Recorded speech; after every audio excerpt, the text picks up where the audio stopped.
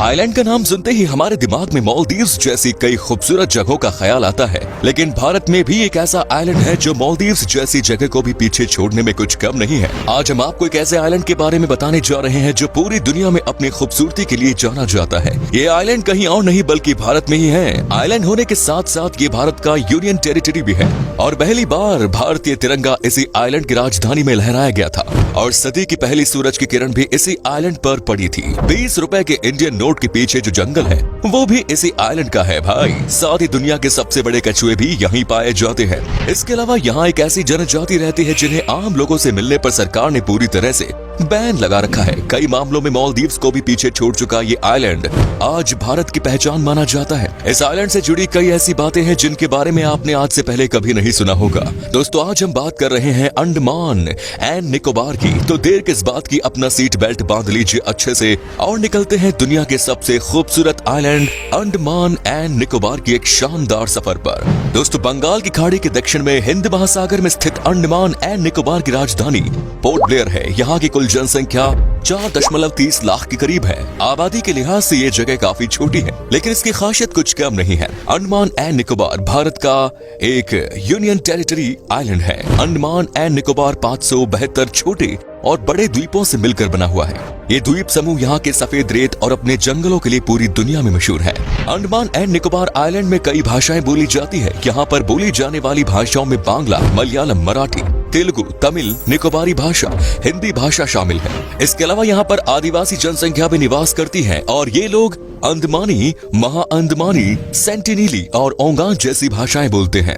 ये बात तो कई बार साबित हो चुकी है कि भारत और खूबसूरती का नाता काफी पुराना रहा है। कभी गोल्डन बर्ड के नाम से पूरी दुनिया में प्रसिद्ध भारत आज अपने राज्य और अपनी प्राकृतिक खूबसूरती के लिए जाना जाता है। विदेश घूमने जाने वाले लोग शायद ये भूल जाते हैं कि भारत में भी कई ऐसी जगह है जहाँ का नजारा आपको सब कुछ भूलने पर मजबूर कर देगा। ऐसी ही एक जगह है अंडमान एंड निकोबार आइलैंड, भारत का वो हिस्सा जिसके बारे में आज हर कोई जानता है। हर किसी ने अपने लाइफ में अंडमान एंड निकोबार जाने का सपना देखा होगा, लेकिन इससे जुड़ी कई ऐसी बातें हैं जिसके बारे में आपने आज से पहले शायद ही कभी सुना हो। अंडमान और निकोबार आइलैंड को भारत के सबसे सुंदर यूनियन टेरिटरी में से एक माना जाता है। भारत के इस यूनियन टेरिटरी का नाम थोड़ा हटकर है, लेकिन क्या आपने कभी सोचा है कि आखिर इस द्वीप का नाम पड़ा कैसे? चलिए बताते हैं कि आखिर अंडमान एंड निकोबार का मतलब होता क्या है। दरअसल अंडमान एंड निकोबार द्वीप समूह का नाम मलय भाषा के शब्द हांदू मन से निकला है, जो कि भगवान हनुमान के नाम का परिवर्तित रूप है। इसके अलावा निकोबार शब्द का मतलब होता है नग्न लोगों की भूमि। जैसा कि आप जानते ही हैं कि अंडमान एंड निकोबार की राजधानी पोर्ट ब्लेयर है, लेकिन बहुत ही कम लोग ये जानते होंगे कि पूरे देश में सबसे पहली बार भारतीय तिरंगे को पोर्ट ब्लेयर में ही लहराया गया था। यहाँ पर तिरंगा 30 दिसंबर 1993 को लहराया गया था। जब भारत अंग्रेजों के कैद से आजाद हुआ तब 1947 में यह भारत का यूनियन टेरिटरी बना। अंडमान एंड निकोबार की अपनी एक अलग इतिहास है। यहाँ कभी एक इंसान का राज नहीं रहा। 17वीं शताब्दी तक अंडमान एंड निकोबार पर मराठाओं का शासन रहा। बाद में यहाँ अंग्रेजों का शासन रहा। जब सेकेंड वर्ल्ड वॉर चल रहा था तब उस दौरान जापान ने इस पर अपना हक जमाया था। इस आइलैंड पर 3 साल तक जापान का कब्जा रहा। सिर्फ इतना ही नहीं, कुछ समय के लिए नेताजी सुभाष चंद्र बोस जी की आजाद हिंद फौज ने अंडमान एंड निकोबार को अपने अंडर में रखा था। अंडमान एंड निकोबार का नाम पूरी दुनिया जानती है और टूरिस्ट की फेवरेट डेस्टिनेशन होने के बावजूद लोग इस जगह को पूरी तरह से देख नहीं पाते। इस द्वीप के कुल 572 आइलैंड में से सिर्फ 36 पर ही घूमा जा सकता है। इसके अलावा बाकी आइलैंड घूमने और रहने लायक नहीं है। कुछ लोगों को ऐसा लगता है कि अंडमान गोवा की तरह है, लेकिन ऐसा कुछ भी नहीं है। अंडमान गोवा से बिल्कुल अलग है। दूर दूर तक फैला हुआ ये शांत समुद्र और इसका नीला रंग किसी को भी अपनी ओर आसानी से आकर्षित कर सकता है। अंडमान में आकर लोगों के मन को शांति मिलती है और स्ट्रेस कम होता है। अंडमान एंड निकोबार की सबसे बड़ी खासियत यहाँ रहने वाली जनजातियां। अंडमान एंड निकोबार में लंबे समय से कई जनजातियां रही है, जिनमें निकोबारी, ओंगी, जारवा, महान, अंडमानी और शांतनी जनजातियां शामिल है। वहीं अगर जारवा जनजाति की बात करें तो जारवा जनजाति मानव सभ्यता की सबसे पुरानी जनजातियों में से एक है, जो हिंद महासागर के टापुओं पर पिछले 55,000 सालों से रह रहे हैं। दिलचस्प बात यह है कि इस जनजाति से आम लोगों के मिलने पर पाबंदी लगी हुई है। जी हाँ, जारवा जनजाति इलाके से केवल एक अंडमान ट्रंक रोड गुजरती है। जारवा इलाके में जाने के लिए लगातार एक साथ गाड़ियां बिना रुके गुजरती हैं और किसी भी गाड़ी को रुकने की इजाजत नहीं है। दरअसल जारवा जनजाति के लोग हजारों साल पहले अफ्रीका से यहाँ आकर बसे थे। सरकार ने इस जनजाति के लोगों से आम नागरिकों या पर्यटकों के मिलने पर पाबंदी लगा रखी है, क्योंकि सरकार चाहती है कि इन लोगों की संस्कृति पर आधुनिक संस्कृति का प्रभाव ना पड़े।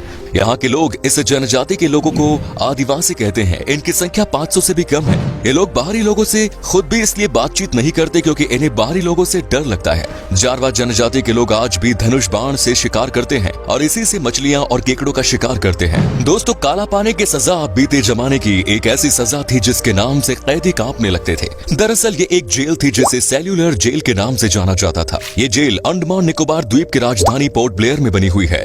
इसे अंग्रेजों द्वारा भारतीय स्वतंत्रता संग्राम के सेनानियों को कैद रखने के लिए बनाया गया था। कहते हैं कि इस जेल में न जाने कितने ही भारतीयों को फांसी की सजा दी गई थी। इसके अलावा कई तो दूसरी वजहों से भी मर गए थे, लेकिन इसका रिकॉर्ड कहीं मौजूद नहीं है। इसी वजह से इस जेल को भारतीय इतिहास का एक काला अध्याय कहा जाता है। अंडमान एंड निकोबार में दुनिया का सबसे बड़ा कछुआ पाया जाता है जिसका नाम है डेर्मोचेलिस खोरिएचा। इसके अलावा यहाँ पर दुनिया का दूसरा सबसे छोटा कछुआ ओलिव राइडली भी पाया जाता है। वहीं अगर डेर्मोचेलिस खोरिएचा की बात करें तो कछुओं की इन प्रजाति को लेथरबैक सी टर्टल भी कहा जाता है। कछुओं की ये प्रजाति दिखने में भयानक होती है और इनका वजन ही 900 किलो तक का होता है। दुनिया में सिर्फ 4 ही ऐसी जगह है जहां लेथरबैक सी टर्टल पाए जाते हैं, जिनमें अंडमान एंड निकोबार का नाम भी शामिल है। इन कछुओं के अलावा कोकोनट क्रैब इस आइलैंड में पाया जाता है। ये साइज में बेहद बड़े होते हैं और पानी से दूर रहते हैं। इनकी बड़ी संख्या अंडमान पर पाई जाती है। इन्हें कोकोनट केकड़ा इसलिए भी कहते हैं क्योंकि पानी के बजाय इन्हें नारियल के पेड़ पर चढ़ना सबसे ज्यादा पसंद होता है। अंडमान एंड निकोबार में मछलियों का सबसे ज्यादा ध्यान रखा जाता है। सरकार ने यहाँ फिशिंग बैन कर रखी है। ये धरती की उन चुनिंदा जगहों में से है जहाँ मछलियों को उम्र पूरी कर मरने का अवसर मिलता है और वो अपनी जिंदगी जीती है। डुगोंग अंडमान का स्टेट एनिमल है। डुगोंग को सबसे शांत स्वभाव का माना जाता है और ये काफी शर्मीले होते हैं। डुगोंग को समुद्री गाय भी कहा जाता है और ये शाकाहारी जीव कई मीटर लंबे तक बढ़ जाते हैं और इनका वजन 300 किलोग्राम तक होता है। 65 से 70 साल तक का जीवन जीने वाले ये जीव समुद्री घास खाते हैं। दोस्तों, इसके अलावा अगर आपने ध्यान दिया होगा तो 20 रुपए के नोट के पीछे एक जंगल बना होता है। भारतीय मुद्रा में जो 20 रुपए के नोट पर जंगल बना हुआ है वो अंडमान द्वीप का ही हिस्सा है। ये तस्वीर अंडमान के एक खूबसूरत द्वीप की है जिसका नाम है नॉर्थ बे आइलैंड। माउंट हैरियट अंडमान निकोबार द्वीप समूह की दूसरी सबसे बड़ी ऊंची पहाड़ी है और यहीं से 20 रुपए के नोट पर बना ये जंगल साफ देखा जा सकता है। अंडमान एंड निकोबार का इंदिरा पॉइंट भी सबसे खास है। इसके खास होने के पीछे भी एक वजह है। दरअसल ये भारत के एकदम दक्षिण में स्थित है और इसे भारत का आखिरी बिंदु भी कहा जाता है। इसका नाम भारत की पूर्व प्रधानमंत्री इंदिरा गांधी जी के नाम पर रखा गया है। लेकिन इस पॉइंट का इतिहास भगवान राम से जुड़ा है। लंका पर चढ़ाई करने से पहले भगवान राम ने इसी पॉइंट पर क्रोध में आकर समुद्र से रास्ता मांगने के लिए अपना धनुष उठाया था। तब से लेकर एक तरफ का समुद्र शांत है तो दूसरी तरफ लहरों की उथल पुथल रहती है। इसी रास्ते पर राम सेतु बना है। इंदिरा पॉइंट का लाइट हाउस भारत होते हुए मलेशिया और मलक्का जाते हुए जहाजों को रोशनी देने का काम करता है।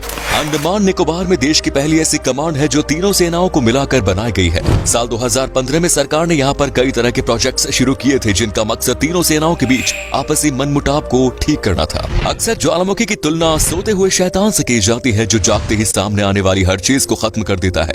वहीं अगर बात करें ज्वालामुखी की तो देश का इकलौता सक्रिय वॉल्केनो अंडमान में ही है जो कि पोर्ट ब्लेयर से 135 किलोमीटर की दूरी पर मौजूद है। यानी कि भारत में सिर्फ अंडमान में वॉल्केनो देखा जा सकता है। इससे ज्वालामुखी को बैरन ज्वालामुखी कहा जाता है।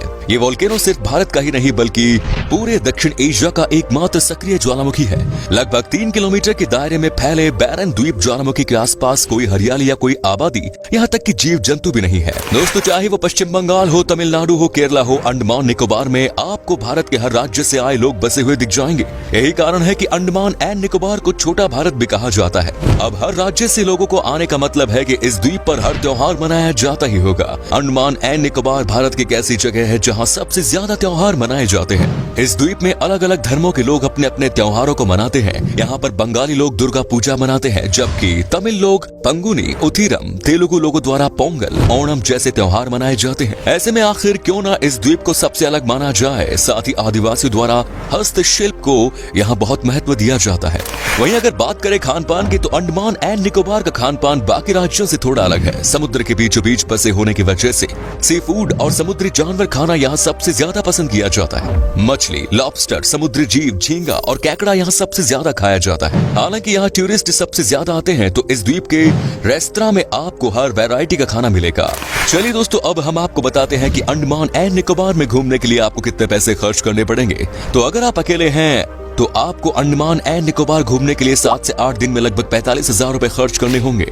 इस द्वीप समूह पर आने का सबसे बढ़िया समय है दिसंबर का महीना। इस मौसम के दौरान पर्यटक सबसे ज्यादा आता है। इस वक्त यहाँ क्रिसमस और नया साल बहुत जबरदस्त से मनाया जाता है। आप इस दौरान यहाँ आकर अपना सबसे बेहतरीन वक्त गुजार सकते हैं। अगर आप अंडमान में वेकेशन का प्लान बनाते हैं तो यहाँ जाकर आप रोमांच से भर देने वाले वाटर स्पॉट्स, फुर्सत के पलों के लिए एक से बढ़कर एक सुविधाएं और कई ऐसी एक्टिविटीज का मजा उठा सकते हैं। तो दोस्तों, ये था इंडिया का सबसे खूबसूरत आइलैंड अंडमान एंड निकोबार।